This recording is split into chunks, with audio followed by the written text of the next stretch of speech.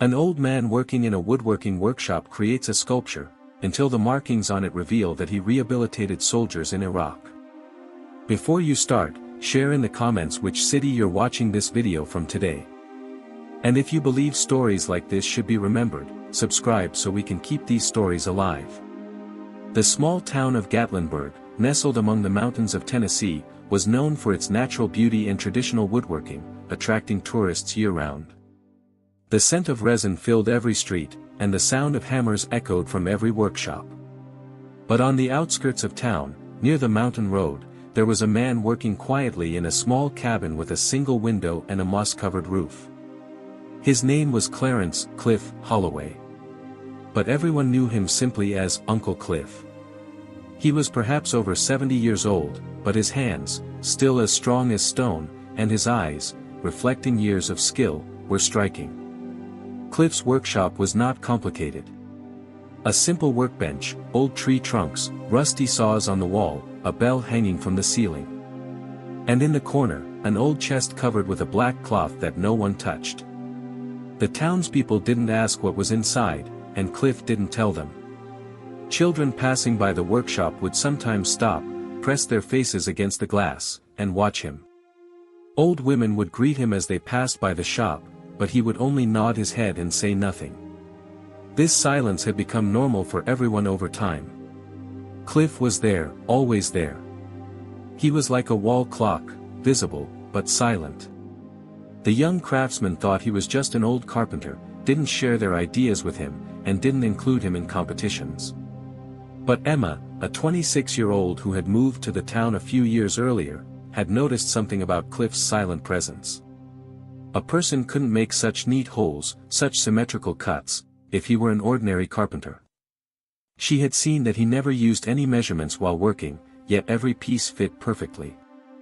There was a mathematics in the movements of his hands, a discipline, a past from somewhere else. But the strangest thing was this: there was always a bulge in Cliff's left jacket pocket. Not a pen, not a ruler. A small, square-shaped object. No one had noticed it.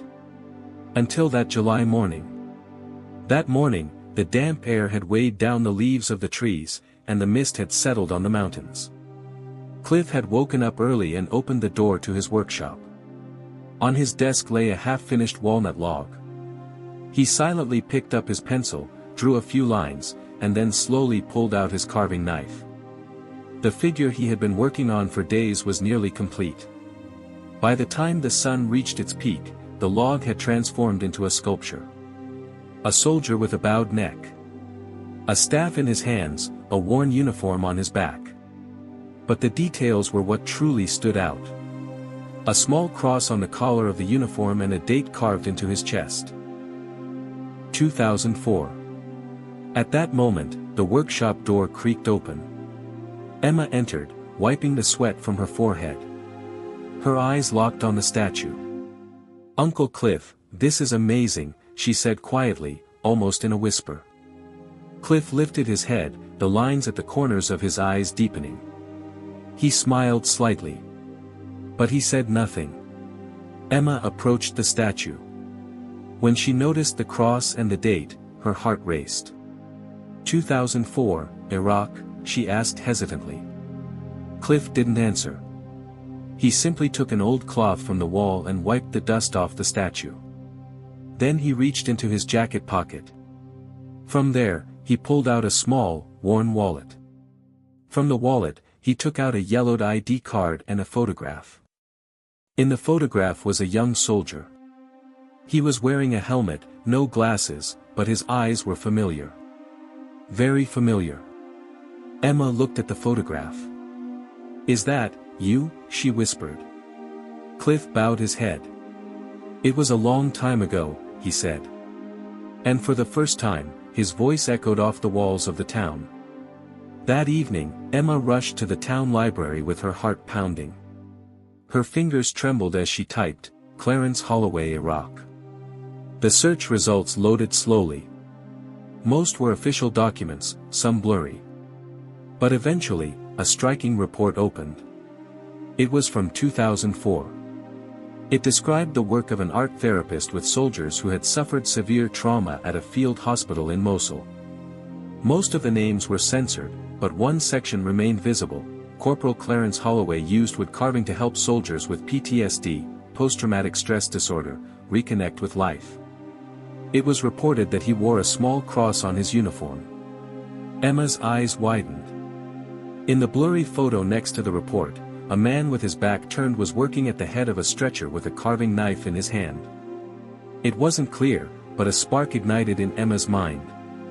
Cliff's hands, those careful, meticulous hands that shaped things with almost loving precision. That small cross.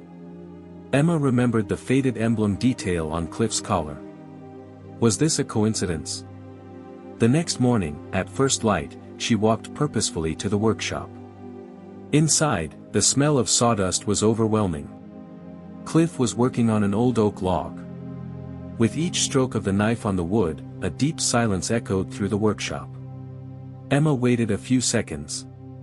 Then she gathered her courage. "Cliff," she said, her voice trembling involuntarily. "This sculpture. Did you rehabilitate soldiers in Iraq?" Cliff's knife froze in midair.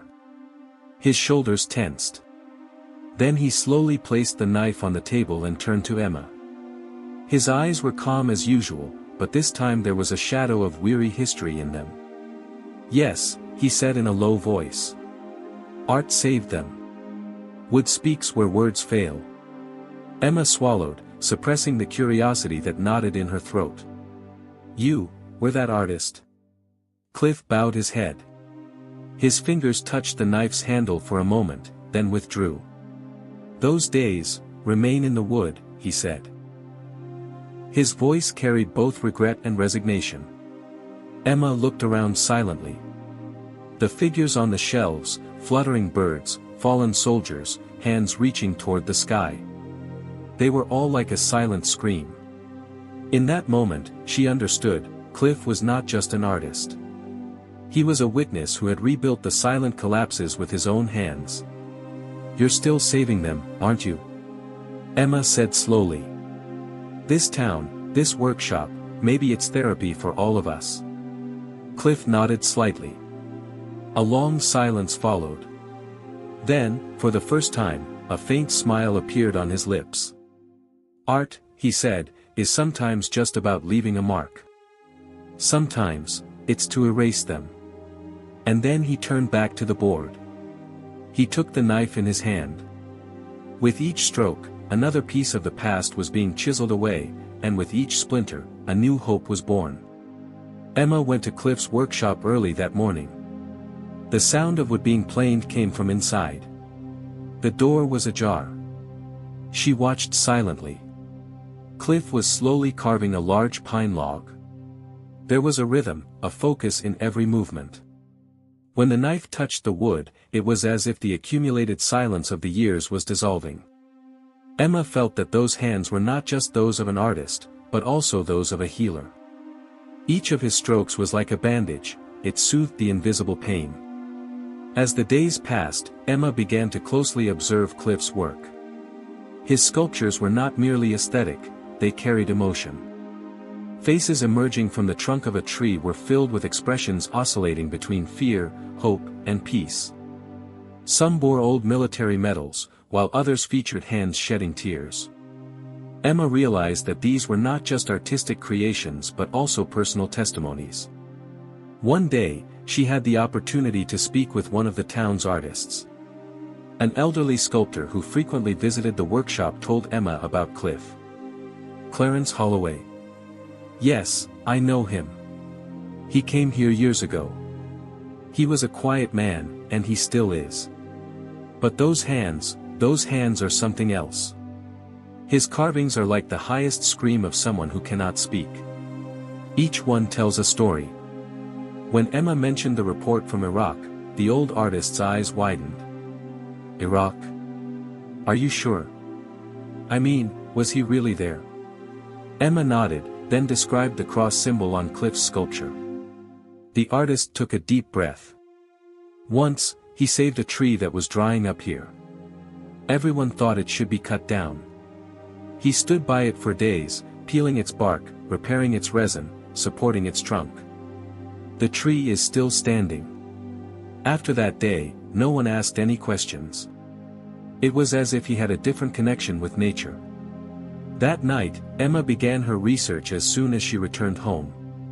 She searched through old files in the library and delved into internet archives. Old newspaper clippings about the Iraq War, military reports, even forum posts. There were scattered but familiar pieces in everything. In 2004, a base in Iraq had been attacked. Dozens of soldiers had been injured, and in addition to physical treatment, various methods were used to aid their mental recovery. An art therapist had worked with the soldiers using woodcarving. His name was censored in most places, but it was clearly stated in a few documents, Sergeant Clarence Holloway. As Emma reviewed the file, the details became clearer. The soldiers who participated in the therapy wrote that working with wood had brought them back to life. One of them said, "I couldn't speak. But one day, I realized that I could create something with my hands. At that moment, I found myself again." Emma felt her heart racing. The quiet, reserved Uncle Cliff who had raised her. In fact, he was a healer who had gathered people's souls in the midst of war. Why had he never told her about it? Why had he chosen to live here as a simple carpenter, leaving behind his title, his past, even his name? Emma decided to talk to Cliff the next morning. But this time, not just to ask about his past. Perhaps to make sense of the story he had left behind and learn something from him. Cliff's craftsmanship shaped not only wood but also silence. Emma had begun to hear the echoes within that silence. And perhaps, one day, those echoes could heal other hearts as well. After learning about Cliff's past, Emma realized that this story was too important to be kept to herself. She had to tell the townspeople that behind this quiet man, whom they passed by every day and greeted, lay a saga they had been unaware of for years. She started with small steps. She posted a note in the bookstore window, "Would you like to hear the untold story of our town's unsung hero?" Then she went on the local radio, not mentioning Cliff's past but explaining how his art had changed people's lives. People became curious. Everyone began to peel back the veil of mystery surrounding this quiet man. One day, as the afternoon sun cast a soft light over the woodpile, an old man entered the workshop. His name was Mark. There was the stiffness of an old soldier in his posture, and the weariness of the years in his eyes. He looked at Cliff's face for a long time. "Are you really Clarence Holloway?" he asked. Cliff didn't answer, but when his eyes met Mark's, the silence was enough. Mark sat down quietly. His hands trembled as he reached for a carving. "The small wooden eagle you made in 2004 gave me hope. It showed me that even when everything was falling apart, something could still be whole and beautiful." His eyes filled with tears. "If I survived, it was because of that little hope." As Emma witnessed these moments, a sense of responsibility grew within her. Cliff's silence came from humility, but his story should give hope to others. A week later, a local art festival was held in Gatlinburg. When Emma suggested Cliff to the festival committee, no one believed her at first. "That old carpenter?" they asked. Emma just smiled. "You see, a carpenter. I met a healer of souls." On the day of the festival, the town square was packed with people. Before taking the stage, Cliff put the only thing left from his old uniform, a worn medal, into his pocket. He walked silently onto the stage. The statue he had brought with him was different from the others. It was a wooden figure of a soldier, but this time he was smiling. A dove rested on his shoulder, its eyes gazing hopefully at the sky. The crowd fell silent. Then applause erupted. Among those standing and clapping was Mark, his eyes brimming with tears. After the festival, Cliff's workshop was no longer just a carpenter's shop. People began to call him the wooden healer. Some came to consult him, others just to sit quietly by his side. The local museum made him an offer: "Your sculptures are now part of this town's history." Cliff initially refused. Then he took out the short note Emma had written, "The town is proud of you." His eyes filled with tears. And that day, he donated both his sculptures and his medal to the museum. On the day of the ceremony, the museum was crowded. The town's elders, children, and even journalists from outside were there. At the end of the ceremony, an elderly woman stepped forward. She held a yellowed letter in her hand. "When my son returned from Iraq, he couldn't speak. His eyes were empty. Then one day, while holding a small statue you had sent, he cried for the first time. From that moment on, he began to heal. You brought him back." The woman took Cliff's hands. "Thank you." Cliff tried to look away but couldn't. He was more emotional than he had ever been before. The crowd fell silent. Everyone could only hear his breathing at that moment. Cliff bowed his head slightly and whispered only this sentence, "I only gave life to the wood. The rest was done by them." And this story ends with this question. Have you ever met someone like Cliff?